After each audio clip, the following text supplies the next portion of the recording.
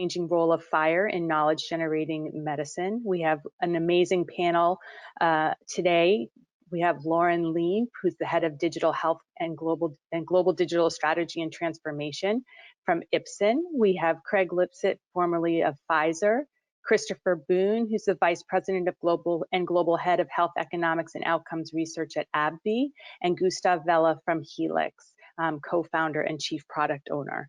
So we have a wonderful panel set up for you today, and we encourage you to ask the panel questions through the question chat feature at any time that you would like to. We would love to hear from you. So with that, because FHIR is a new technology, we wanted to take just the first 4 or 5 minutes or so to really level set on what are we talking about when we're talking about FHIR. So with that, I'll turn it over to Gustav to talk a little bit about the background and use cases and different applications. Gustav, over to you. Great. I hope you can see my screen. I'll just share my screen quickly. Okay.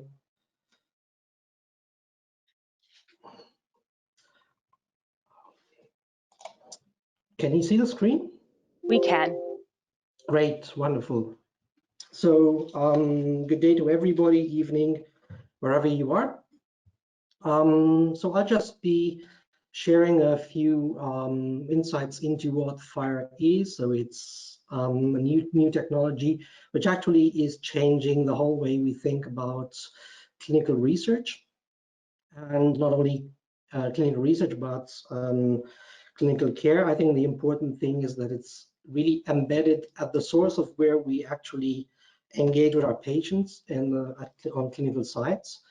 So I'll try to be not too technical, but I'd like to give those, let's say, decision makers in hospitals a sort of idea on the most important key aspects. So the situation we have today is that we've got fragmented IT landscapes. We've got hospital information systems which are not research oriented. They're extremely fragmented documentation systems. So especially when it comes to specialized diagnostics and routine care, specialized diagnostic systems are completely decoupled from the other core applications, and that also means that we don't have a consolidated role management for all these applications when we want to allow our physicians access to this data. And I think the important thing is that all of the data is siloed and not digitized, so especially the therapy data is completely separate from the diagnostic data. So that's the local situation. And if we look at that from the point of view of sharing them in healthcare systems, data in healthcare systems, or with research networks, we've got incompatible standards, incompatible systems, missing interfaces. So that's quite a complex situation. So it's not only trying to create a new standard, which basically substituting the 14th standard with the 15th standard, but I think the nice thing about FHIR is that we actually try to integrate all the standards out there, most of them, and allow them to be integrated into the FHIR standard. So if we look into, for example, terminologies that already exist, they are a core part of the FHIR standard. So for me, people like me who've been working in the field for 15 years, FHIR was like coming out of the desert to a fresh glass of water, where we finally could actually really think about effectively integrating our systems. And when we knew that people cared, that we wanted to share this data for informed decisions and also for clinical research. I think it's important that, as opposed to CDISC before, it's an open standard, it's free. I remember paying, I don't know how much to be accessed CDISC documents. It's even difficult to access. It's an international standard, and it's also gained a massive community. So we've got Apple, Google, Microsoft, a lot of research networks who are really building on FHIR, insurance companies, pharma and app manufacturers. medical device manufacturers are actually building up on the FHIR standard. There's a lot of political support. For instance, here in Germany, we were the first to, let's say, the FHIR community to publish the COVID-19 profiles, which really spurred data sharing. And I think it's also the important thing, we have a discussion ongoing right now regarding the personal health record.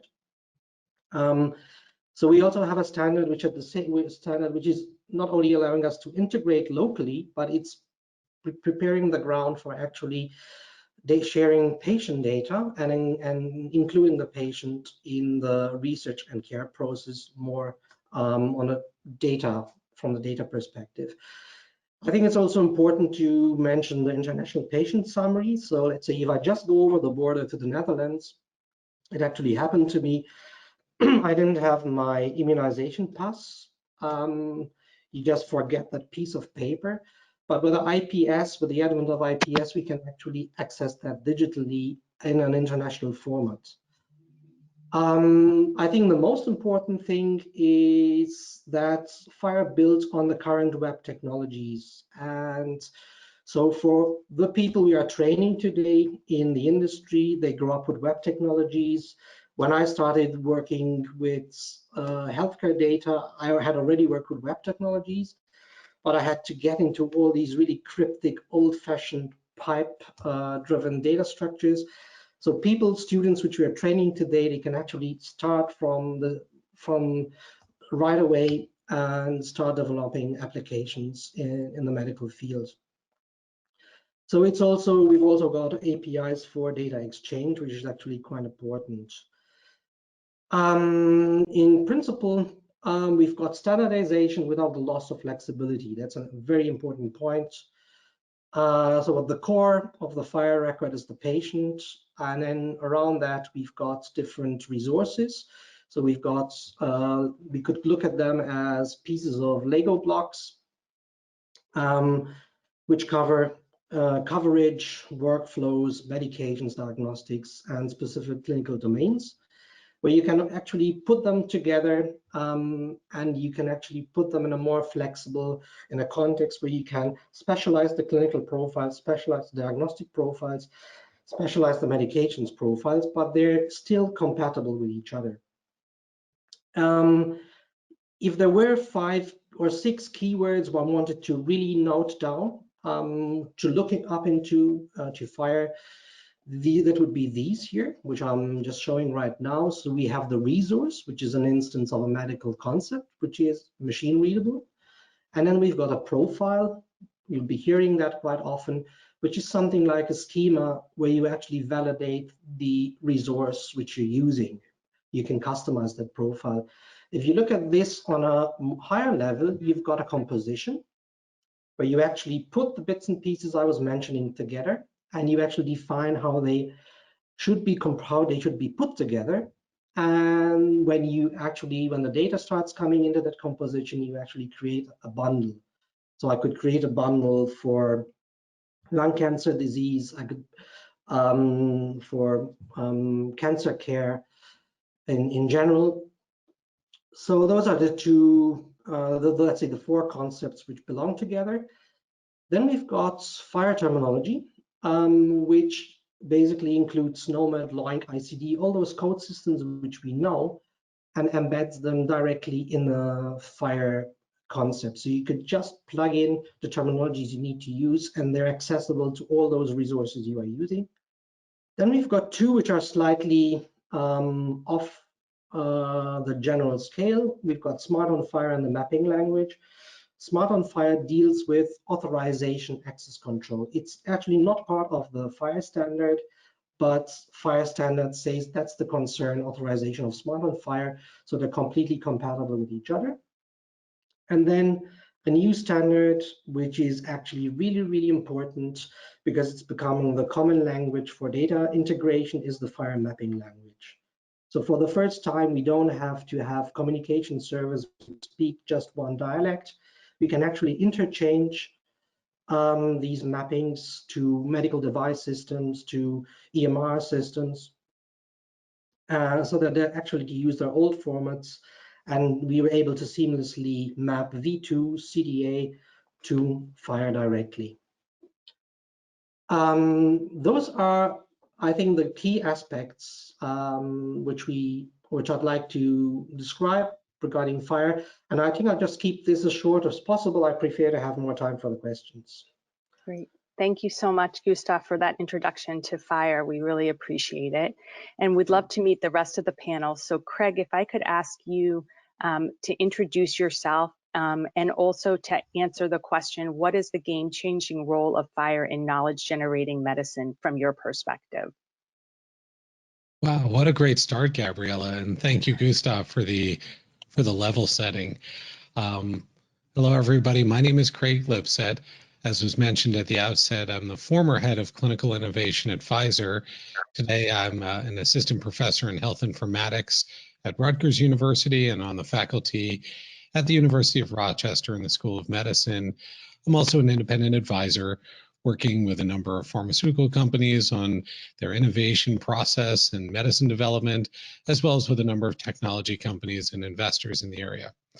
Now, what is that game changer? Well, we talked a little bit about some of these great use cases when it comes to bringing real world data into clinical research, whether it's our ability to improve patient screening, our ability to capture more diverse data in our studies to enable precision medicine, whether it's up front in the study and how we're able to use more diverse data to optimize our trials, or on the back end of our studies and maybe strategies for using real world evidence as a part of a regulatory submission. But to me, the real game changer in this whole space will be the role of the individual, of the person, of the patient, and their ability to control and bring that data in with permission and engagement to accelerate research. Researchers are voracious for data, and when surveyed, people are willing to share their health data to support research. We consistently see that over 90%. The only condition there is we need to understand and respect their wishes when it comes to privacy. And if we can do that, and if we can maintain that, we have a game-changing opportunity for all of us as individuals to transform medical research. Great. Thank you so much, Craig. It's wonderful to have you with us today. Christopher, can I ask you to do the same, introduce yourself, and then let us know what your thoughts are on the game-changing role of FHIR in knowledge-generating medicine? Sure, Chris Boone, Global Head of Health Economics and Outcomes Research at AbbVie. I also once worked at Pfizer in past lifetimes, so I think there's a theme here, but also spend my time moonlighting, similar to Craig, but I actually work for the New York University Wagner School. But just thinking about, it's interesting because listening to the opening remarks and of course listening to Craig as his follow-up, they're hitting on some very key things. And I think what I really want to build on is what Craig mentioned, this whole idea of creating much more of a citizen science sort of ecosystem. One of the things that I tend to go around and advocate for is this formal establishment of a learning healthcare system. Now, we talked about that a bit ad nauseum, and generally what I find is when folks are talking about creating this learning healthcare system, it typically excludes life sciences. But I think, but that was more of a pre-pandemic mentality, right? I think that as we got into COVID and we saw the necessity for a much more rapid clinical development process for getting to a vaccine and a treatment for COVID, you've never seen such global cooperation and coordination with data sharing, with idea sharing and information and knowledge sharing. And quite frankly, the level of commitment and engagement from the citizens or the patients, right, in these particular cases. I think what we should do is really build on that idea, and there's opportunities to use Smart on FHIR as an API capability to really extract data from all these multiple modalities and digital technologies that are out there, more so than we've ever done before. I think it's pretty clear that we're generating data at a voluminous rate, or more so than, and quite frankly, we're only analyzing less than 5% of it, to be totally honest. And so the question is, we have a couple of things. First thing is how do we increase the level of engagement and also responsibility and accountability as it pertains to not only giving that data back to the patients, but also securing and complying with their requests as far as privacy to Craig's point. We also have this opportunity to further build on the level of, I'm going to say altruism, for lack of better terms, from many of the consumers and patients around the world who are committed to finding medicines and cures for many of these diseases that we know of, such as COVID. And then we also have an opportunity to really rethink how we do clinical discovery and development in this digital era. And I'm hoping that, as the, as standards such as FHIR really take hold and take off, and you can also build on these social cultural norms that seem to be shifting. And then also now you have the political support to really do something that I think could do wonders for what would have taken us decades to transform in healthcare. We could actually do now just by building on the momentum that we've gotten from 2020, if there was a silver lining for 2020, by the way. Oh, thank you for that, Chris. It's wonderful to have you with us today. Lauren, if you wouldn't mind also introducing yourself and answering the same question about the game-changing role of FHIR. Sure. Hi, everyone. My name is Lauren Lee. I'm a global head of digital health at Ipsen, which is a global biotech company headquartered in France, but I'm based in the US headquarter in Cambridge. Really excited to be here with a group of experts. Looking forward to learning from each of you. I started my career in consulting, but then spent some time actually working for a cancer hospital, Princess Margaret Cancer Center in Canada, where I've seen a really good model where patients and caregivers were really activated to participate in research. So to Craig's point, I think there is so much potential when we can engage patients as the experts of their own diseases, but technology needs to enable that. And then I spent the majority of my career in healthcare within biotech. So before coming to Ipsen, I spent a few years at Amgen in a variety of commercial roles, sales, marketing, business intelligence, and then found my way into digital health, digital innovation. So, I think to complement the clinical expertise on this panel for the development use cases with FHIR, I think I would like to talk about the tremendous opportunity when we have interoperability of EHR data, what we can do in terms of clinical decision support for physicians, really helping tap into that explosion of data that Chris mentioned, helping generate actionable insights for physicians, leveraging artificial intelligence, and with the ultimate goal, of course, to predict serious health events and also think about what kind of solutions, therapies are best for the right patients at the right time. And I think that there's a lot of patient-physician impact we can achieve, but only if we can actually use the data. And that's where FHIR has such an important role to play, especially in regions where data interoperability is not as easy as I would say in the US, right? We have a few very large EHR players. You have the Epic, Cerner, eClinicalWorks, Athena's in the US, where even if you just work with one system, you can tap into a sizable amount of data. Now, granted, each hospital might also have a different version of Epic.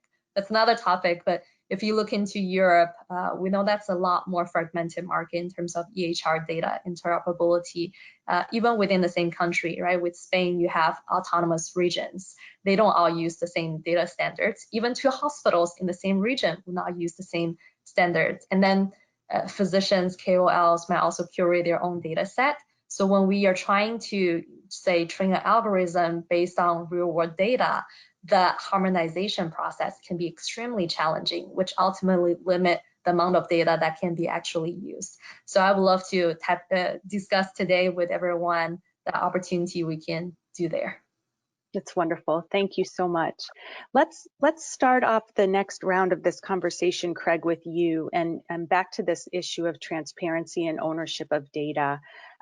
Can you talk a little bit about how the use of FHIR-based electronic patient files will help patients better participate in research? Back to that kind of idea of the individual and the role of the individual in this. Absolutely, Gabriella. I think that, we already see in many countries, and let's take the United States as an example, this ability, this mandate for patients to be able to access their electronic health data. In fact, just last week, we saw more clarity from the Department of Health and Human Services in the United States regarding their open data, their API, that they're expecting healthcare data holders, health systems, hospitals, and others to be able to follow to make sure that their patients can access their data in a consistent and structured way. As we see more and more of these mandates on a global basis, ensuring that individuals, people, can access their personal health data in consistent and reliable ways, it puts the patient at the center of being, really, to me, the ideal data aggregator and source for data sharing. In today's ecosystem, we have to rely on a lot of third-party entities to play the role of data aggregator and data broker. I think these types of ecosystems that FHIR is enabling through better and more consistent access for data to patients, the combination of FHIR with good policies that require patients to be given that type of access, creates this really innovative and directionally correct new ecosystem that includes the patient in the process. As I mentioned a moment ago, in today's environment, researchers have to rely on data aggregators who don't necessarily have all of the data around any individual. They have the data that they have.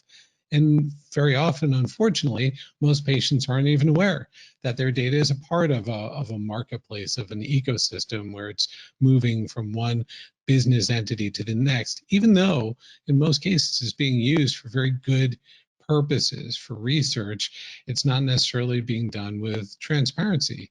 But enter this FHIR-based universe where people have more access and control and the ability to share in a consistent and structured way.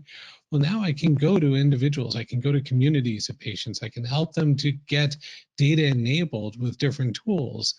And when I say that the patient is the best aggregator of their own health data, most patients don't have all their data sitting at one EHR in one hospital system. For most patients, they've traveled, they see specialists in different areas. The longer term their chronic condition, the more different providers are interacting with. And so that's where a patient's ability to grab their data from wherever it may reside and enable sharing with transparency is really going to set up to be a game changer, both for the research community in terms of access to rich data, but also a game changer in terms of creating a sustainable model. Sustainable because people are engaged, included, aware, and participating in this ecosystem. Great, thank you so much. So Gustav, we'd love to come back to you and kind of pick up on this theme of bridging the gap between clinical care and research. And I understand that there are 3 pillars you prescribe to at Healex. Can you talk a little bit about how those pillars will enable better clinical data integration and knowledge generation with FHIR? Yeah, so the 3 pillars are integration, collaboration, documentation. And in data integration, to start with, that is the basis of everything we do at Healex, because it's the prerequisite towards the goal of knowledge generating medicine. So we all know that managing clinical data and clinical sites and trial can be very resource intensive for sponsor and for the study site alike. And this is largely due to the disconnect in systems and processes which we have. So FHIR-based data integration, we focus on that, uses all that we have in a well thought out toolbox, which for the first time is compatible to the study site systems. It's to the study site system, but it's just as compatible to patient apps and to clinical research applications. So I think I also would say that is really game changing in a sense, because we brought the technology to the site, we brought the technology to the source. So if you want to nail down, the most meaningful thing that has happened with the advent of FHIR, I think it's that we now have a pattern for integration in the clinical context of the patient. So that's where we are actually treating the patient, caring for the patient, and we can do that longitudinally and across sectors. So I think that's really important. The other thing would be FHIR clinical data repositories are designed around the concept of a patient record, as well as the clinical context, which we actually know. And if we look at what we did previously with data warehouses, they were actually not designed for healthcare. They didn't know the patient record context, and they were very removed from the clinical domain. So we've got a consolidated, standardized source of truth. And what a lot of people don't know, that FHIR is actually a persistence layer. So while you're integrating that data, you're actually storing it, and you can retrieve it in the old legacy systems which you have. You also have the integration patterns, such as the mapping language, what you're using. So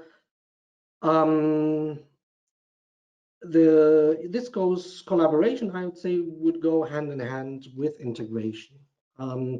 So by adding the concepts of practitioner, which we can split into the different clinical research roles, and other concepts such as research subject, consent, research study, audit events, these are all FHIR profiles which have been implemented on the core of FHIR. We've brought the world of clinical research right to the heart of clinical sites. And as I said, that's really important. It allows collaboration, meaning that we can share the data effectively and in a compliant manner. So we've got the research subject resource, we've got the consent resource. They've been standardized. So for example, our subject management plugin, which we can embed in the EMR, uses exactly these resources to connect researchers with sites and patients to those sites, patients who are on those sites to research studies, so that we'll be able to seamlessly share data. It also means that sponsors, pharmaceutical companies can actually model their protocols in FHIR and share these to FHIR-enabled sites. That reduces the effort enormously. So we're not yet there, but we're actually moving there. I'd say communicating with the patient and sharing with the patient is extremely important, but this was mentioned quite a lot. Maybe the last point, especially structured documentation, would appear to be boring part of the game. So as Lauren said, I mean, analytics, we all like that. It's really exciting. But if you don't have good data, you can't do good analytics. And I think we often forget that specificity is extremely important in clinical care and research. So that's the basis for everything which we need, and that's what we can do. So we think that we need a new breed of documentation systems which actually document natively in FHIR and which actually empower this data sharing natively. And also enable structured documentation. So that's why we've got these 3 pillars, and I think that's also why we're a 100% FHIR dedicated company, because we actually see those as extremely critical in knowledge generating medicine. Wonderful. Thank you so much, Gustav. I want to encourage our participants to please feel free to use the question panel to send any questions to either individual panelists or to the panel at large. We'd love to hear your perspectives and respond to any questions you might have. So with that, let me turn to Chris. Chris, what are your thoughts on how to use FHIR to generate real-world evidence? And if you have any key lessons learned from the recent past, we'd love to hear those as well. Yeah, I mean, it's probably easier to start with the challenges we faced, with acquiring, accessing data in many respects. I mean, it should be noted that when people hear real-world data, they think somehow it's a pharma asset in the sense that we generated, and we don't. And I think you've heard from the other panelists around how this data is essentially collected and curated, and then hopefully accessed by researchers like us in many respects. And I think that when you think about the FHIR standard, what it's doing is it's addressing several of the issues that we've had. And Craig alluded to this when he mentioned that, of course, the patient should be the aggregator. But currently in the current model, they are not. And so we do find that many of these, in order to create that longitudinal perspective on a patient, we find that the data is in many different locations. So I think the ability to kind of, I don't want, I'm reluctant to say centralize and create some massive repository, but I will just say the ability to link these various data assets to attribute it and create a longitudinal view of the patients, I think is huge. I think another challenge that we found and that we face is around the quality of the data. I think when you're using the data for secondary uses, there is a question around quality and validity and honestly reproducibility of any findings that we conduct from the research that we do. And I think the great thing about FHIR is that you almost have this near real-time ability to kind of query in a distributed network and really build what we hopefully is a pretty robust patient cohort to answer whatever questions we're seeking to answer at that time. So I think so interoperability, believe it or not, even for pharma companies has been a struggle, has been an issue, and it's mostly rooted in our ability to do the level of research we do secondarily with the same data that you're collecting in the EHR. But it should not go understated and overlooked that EHRs are essentially becoming much more critical, even in terms of conducting clinical trials, right? And so I think, kind of going back to my earlier points around this kind of inflection point that I feel like we're at, really, right? Where you have this opportunity to truly embrace what a digital clinical trial could look like. And also, while to Gustav's point, bridging the world of clinical care and clinical discovery and development, right? What a great opportunity to really rethink the essence of how we conduct care, how we engage patients, improving the overall patient experience, incorporating all the different types of data from obviously the phenotypic data, the molecular data, and even the environmental data, which we seem to care a lot about these days as we talk about social determinants. So I think for us, the ability to fully understand the patient experience so that we can better understand also who is most responsive and the non-responders to many of the therapies that we're developing and putting in the market. I think that's critical. I think we all know that the days of blockbuster drugs as we knew it are long gone. We also know that there is a concerted effort to pivot more towards precision medicine or personalized medicine. And in order to do that, we need massive amounts of data about the individual and their environment and their genetic makeup in order to achieve what we're seeking to achieve. And I think that, again, I'll go back to this pandemic situation because I do believe it has been one of, if anything, it shined a light on many of the gaps that we have as we talk about data curation, data accessibility, privacy and security. Every potential issue that we've discussed over the last 2 decades has come to bear in 2020. And I'm hoping that we can start to work through many of these things, starting with establishing a standard that we can use to address this interoperability issue that, by the way, I talked about even in my dissertation in PhD. This is funny because when I look at the issues that we've discussed in 2020, I go back to it. I never reference what I wrote for my dissertation, but it's just funny because all the issues that were highlighted in that dissertation we're still dealing with right now. And so, so I don't know if I should feel good about myself and that I wrote a really good dissertation, or I should feel if it's a sobering reality that we're just not progressing fast enough. And I tend to think it's the latter. So. Great, thank you, Chris.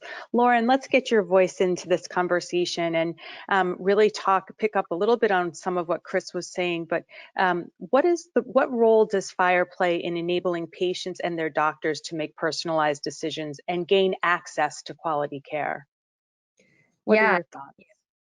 Thank you. I agree so much with what Chris was talking about with personalized precision medicine and finding the right therapy for the right patient. I mentioned earlier the challenge and the value FHIR therefore has in making EHR data from different hospitals, different health systems speaking to each other. And that is really important because I think there is a lot of good analytics, advanced analytics that can happen. But as Gustav called out, right, the insights is only as good, analytics is only as good as the input data. So I think a few concrete use cases of when data is available from multiple centers, multiple geographies, what we can do. One is AI-driven risk prediction models, right? So let's take a condition, heart disease. We know, cardiovascular conditions is one of the top killer of Americans around the world. The prevalence is unfortunately extremely high, and hundreds of thousands of patients have a heart attack every year. Now, can we use real-world evidence, particularly routine EHR data, to predict patients' risk of having another heart attack? There has tremendous value for payers, for providers, and of course patients themselves to know if the risk of individual patients, but also for the scientific society to understand in a more granular level what are some of the factors that might drive the risk that weren't previously identified as risk factors. So I use that as an example where you might want to then train an algorithm on EHR data.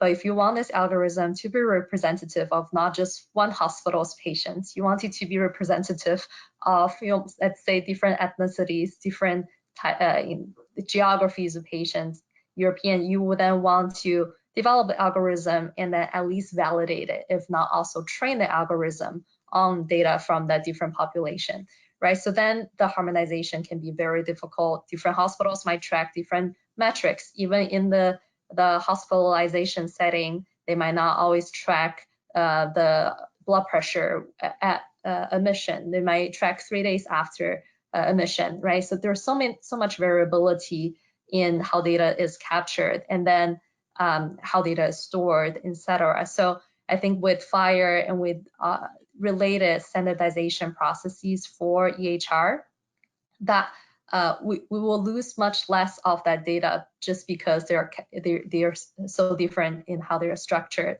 And that type of data and the algorithms that can be trained on that with the rich insights can then be used, as Craig mentioned, for reimbursement submission and in the clinical setting by physicians to determine potentially based on the risk of the patient, what kind of therapies might be needed to really manage the patient's risk, right? So this two combine the reimbursement level and in the clinical practice level ultimately do determine patients' access to therapies they might need. So I'll talk a little bit about the reimbursement side. We know in Europe, typically it's a single payer, government payer healthcare system, and there is a rigorous evaluation process for coverage of therapies, particularly expensive therapies like biologics.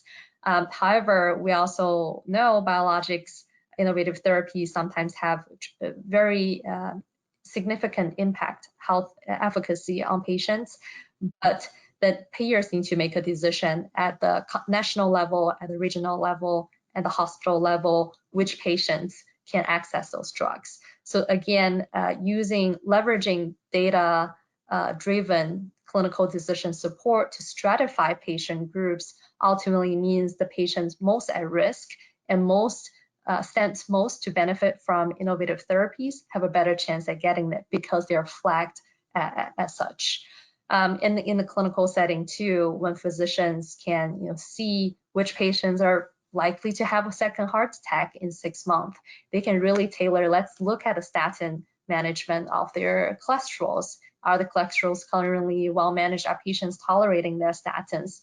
If not, are there more aggressive therapies that need to be considered, right? And making that claim with insurance verification, all the processes we're familiar with, supported by the data, the insights from the kind of algorithms, clinical decision support that can be backed with with the data from FHIR interoperable data set, I think can be tremendously valuable. The last thing I'll say is on the training set, I think it might be Chris who mentioned the distributed model of looking at data. And I think that's really important when we take a step back, when we want to just train the algorithm from different centers. A lot of times the challenge we first go into is about protecting patients' privacy and the hospital's concern about data security, which is a very valid one, right? If they have to send the Excel file of their patient's data to a third party to then study it, and multiple hospitals are doing the same, maybe their data have to be merged into one big Excel file, you can just imagine all the concerns. And that often that stops that collaboration from happening. So when we have a way to share data without the traditional hard file sharing, it enables this federated learning approach, which ultimately expands the scope and diversity of the data and come to better insights that our medical clinical community can use. That's great. Thank you so much, Lauren. We have a question from the audience. And Craig, I'll start with you. Let me just read the question to everybody, and we'd love to hear from all the panelists on this particular question. So super conversation, this person is saying. I'm a fan of FHIR, but would love to get panelists' thoughts on the importance of identity management of patients, IoT device, and of healthcare professionals so that we record validated high quality data. So Craig, thoughts on this question? Well, that's certainly an interesting one, right? In terms of having confidence in the identity of the individual where you need to, certainly, suggest some of the opportunities people are pursuing around tokenization and ability to do privacy preserving approaches that can help connect disparate data and help understand who's who, but also with an individual's permission, be able to let them link that back to themselves. But it's also interesting, though, to think about the importance from an IoT perspective of understanding the different data sources that we may be tapping into. It's no surprise to, I'm sure, anyone in your audience, and certainly to the person who asked that thoughtful question, that so many of us are keenly interested in the diversity of data sources adjacent to the electronic health record, and understanding all of this universe of sensor-derived data and putting that together with molecular profiles, putting it together with self-reported data to help give additional context. And as we're looking at all these different data sources, understanding the quality and the integrity, even the privacy and the security attached to all those sources is a very interesting question. Although I can't say that I have the answers for you. I'm almost just doubling down on the importance of the question. But I wonder if Gustav has any perspective on, say, this theme around traceability with, say, connected devices that may be contributing data here. Yeah, that's a really good question. So there's a really important point. So I think things which I mentioned, which I also thought were important, were the fact that we've got these profiles for consent. We've got, we actually have the consent of the patient. We can report it. We can actually record when the patient retracts the consent so that we can actually potentially delete that data. I think the really important thing about security is first the fact that we've got a knowledge event profile, so we can really be able to trace all the changes on those data. So it's the validity of the data, the veracity of the data can be really checked. I think also the other thing is that the profiles actually validate the quality of the data we get, and we can even define that a patient who would be pseudonymized, where we'd create a pseudonym for the patient, where when we transfer that data to a research data store, where we actually by profile can define that the identifying data and the patient can't be actually passed through, it's nearly on a physical level passed to the research data store. So those would be the points which I'd really emphasize. The audit events and the provenance of the data can be controlled very well. And there's also a pseudonymization profile where we actually define what a pseudonymized record would look like. Those are the points. We also can really be sure that the validity of the data is by profile given and would not be able to go through if that wasn't given. So I think I'd mention those. They're built into security. Privacy is built into the standard. Mm-hmm. Chris, thoughts to add on this question from our audience? It's funny because when I heard the question, it almost sounded more like a statement to me. And I think Craig hit on many of the key points that I would raise. I mean, tokenization is obviously one of the key strategies that we've deployed as we try to link these very disparate data sets. I still think there are some novel data that we don't know enough about to actually include in this. But one thing I will say is that as we think about, if you think about ultimately the use case for why we would even care to link these disparate data to begin with, generally it's going to be as the expanded use of potentially using RWE for regulatory submission. So some sort of authorization or approval. We're using it more for clearly for many of our, and I think Lauren was discussing this earlier around these sort of coverage determination questions and challenges that we seek to address. And then there's also to inform just clinical treatment decisions, right? So I think that as we look at novel data sources, we're trying to understand better patient experience. We're also trying to capture more patient-reported outcomes with utilizing these digital technologies. Obviously, we're extremely respectful of the fact that the data is owned by the patient, and that in many respects they may not want to be identified as part of this study. But I think the ability to trace the provenance of these we'll say data contributions from these sources is essentially key to really ensuring the level of quality and validity for those stakeholders that we're going after, right? I think that anytime you go to a regulator, they want to be able to know that if they so chose, they could reproduce the findings from the study the same way we did. And so to some degree, and I was listening to Gustav, it was fascinating to listen to him describe the technical aspects of how that works. But from my vantage point, we just call it tokenization and rely on the experts to make that happen. Mm-hmm. Great. Lauren, how about you? Thoughts for our audience on the question that was posed? I think honestly, the others have captured it beautifully already. I don't have anything else to add. Okay, super.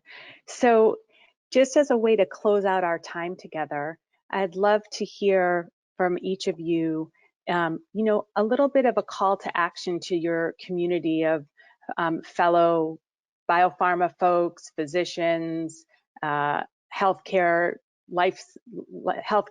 folks. What do you think is the thing that people need to do next around FHIR? What is your call to action around FHIR? So maybe Gustav, we'll start with you. Yeah, I think I think it's really important for, if you look at governance, adopting the standard. I see this happening. Adopting the standard is extremely important, and I think also understanding that FHIR has become a key part of the infrastructure to ensure business continuity in a hospital, to ensure that our data remains compliant irrespective of what systems we're using over time. So it's a great opportunity.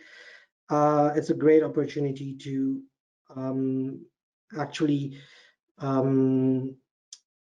evolve, modernize one's architecture. So I see actually, for example, here in Germany, there's grants for hospitals who are actually modernizing their architecture based on digitized technologies. It's not FHIR specific, but at least it supports this investment. In general, I'd also say, I'd also like to see more from the FHIR community understanding, explaining what financial benefit, what benefit it brings to a healthcare organization, to the healthcare system. It costs enormously. the fact that you're consolidating your architecture into one, where you actually, for example, we are also able to translate IHE profiles. If you need an IHE infrastructure, you can do that based on a FHIR stack.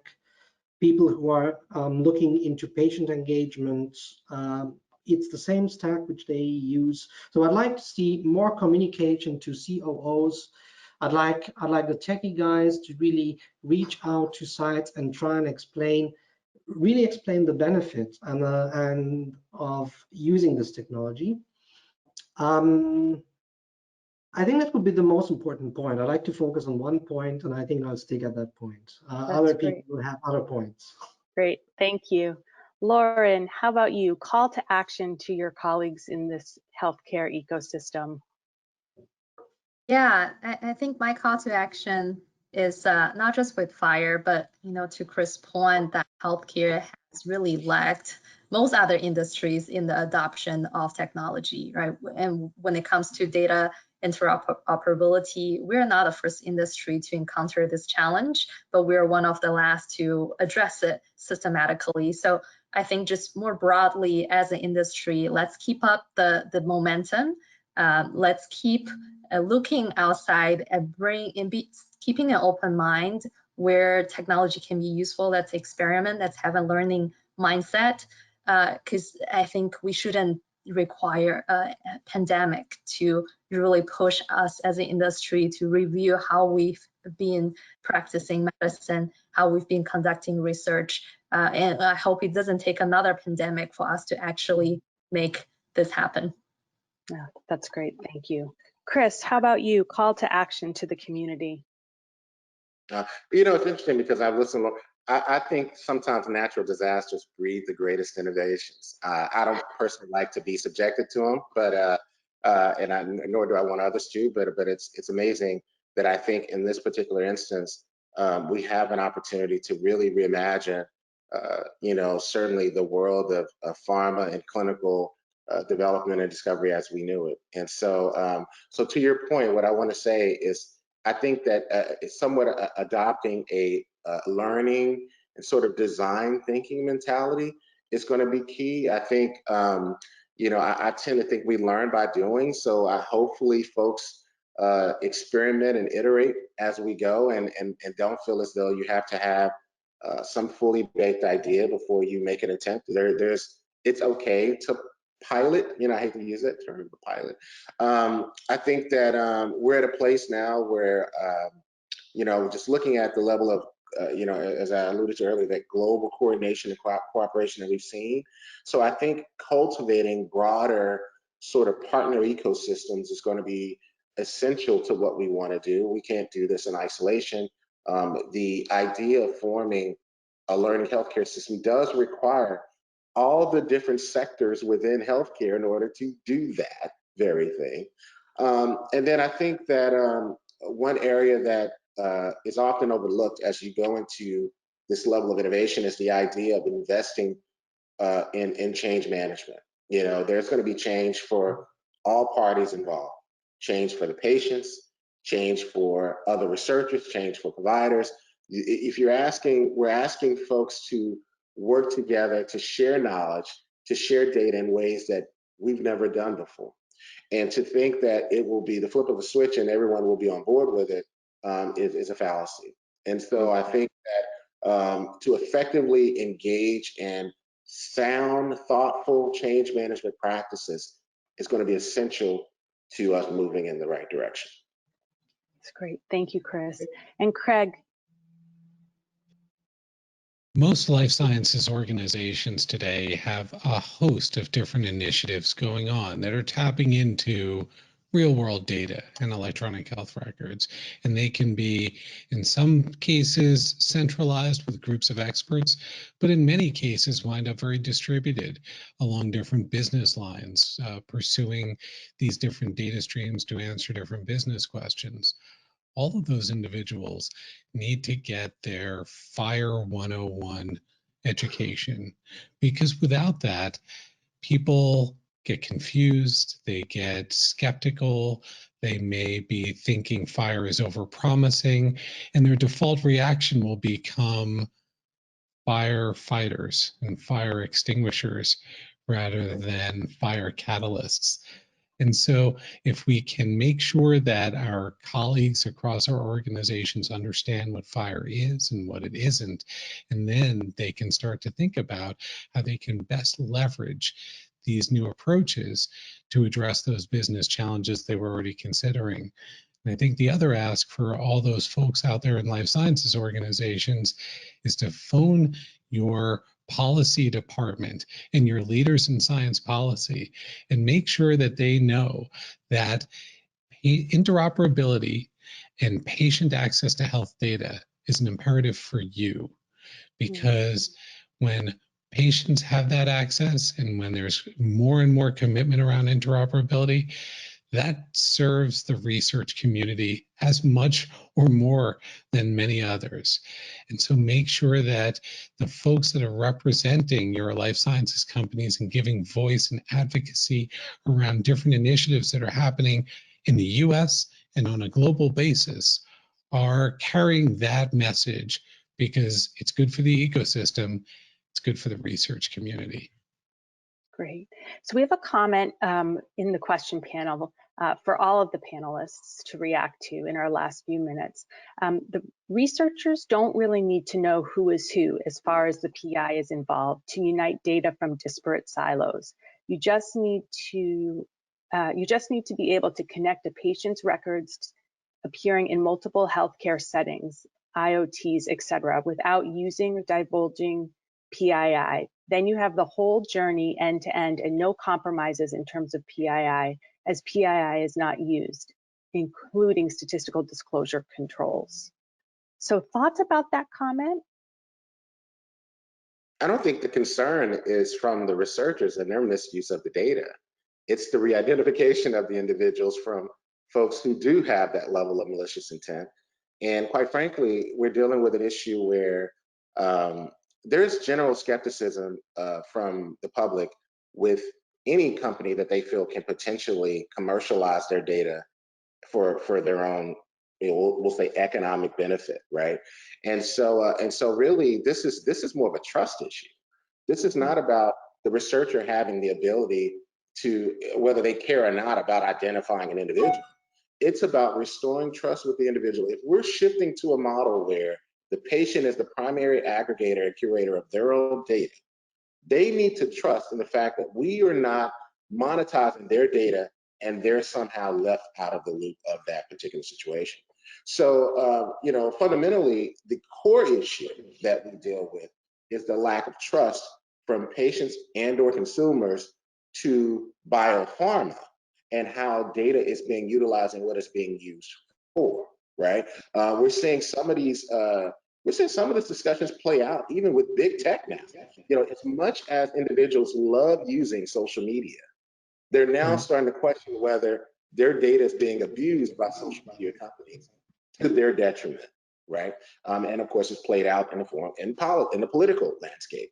And so I think people are more fearful of the power they feel that big pharma would have over them by having their data. So it's not, I wouldn't view it as a individual researcher issue.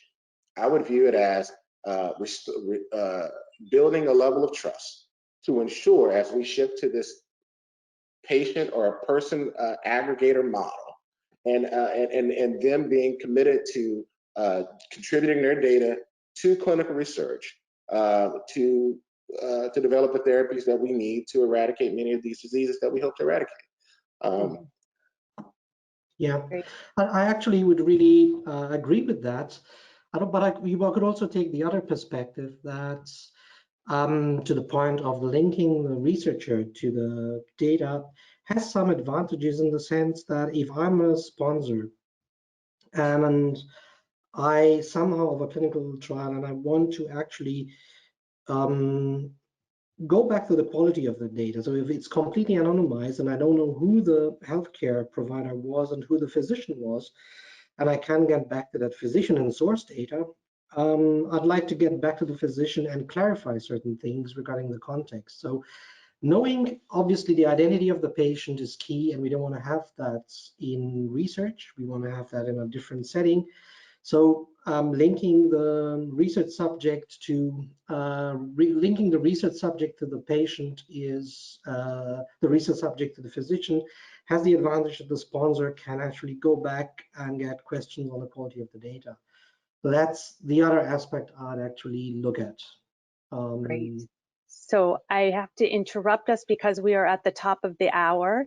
This has been a very engaging and energizing conversation. Thank you so much to all of the panelists for joining us today and for being part of the Next Patient Week.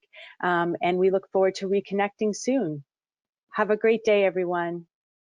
Happy Thanks holidays. so much. Great being with you here.